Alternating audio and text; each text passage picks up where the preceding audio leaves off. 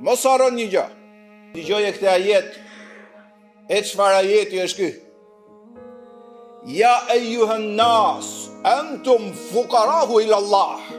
O ju njerëz, të varfër jeni ndaj Zotit.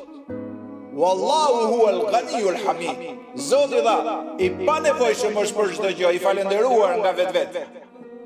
Te ajet mos harro gjithë jetën, se ky ajet të mëson që njerëzit kanë nevojë për Zotin dhe jo Zoti ka nevojë ta agjerojë njerëzit.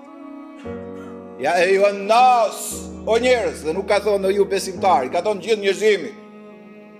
Antum fuqarahu ila Allah, tha jeni të varfër, të nevojshëm për Zotin e gjithësisë, krijuesi suprem të pavdekshëm, kurse ai nuk ka nevojë për ju.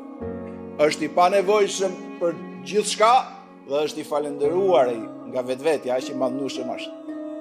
Për këtë arsye, ne duhet i themi njerëzve që s'kan jetë të vit të agjerojnë, apo hasha lillah nuk besojnë.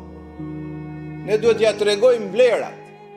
Dhe duhet fillojmë që tani se ka i pjesë e njerëzve që nuk agjerojnë se harrojnë, nga që për shembull nuk i vizitojnë xhamiat, në rrjetet sociale nuk kanë shumë faqe që informojnë për Islamin dhe për agjerimin, dhe ato fillon në Ramazan i thot ta kisha ditë do ta agjeroja.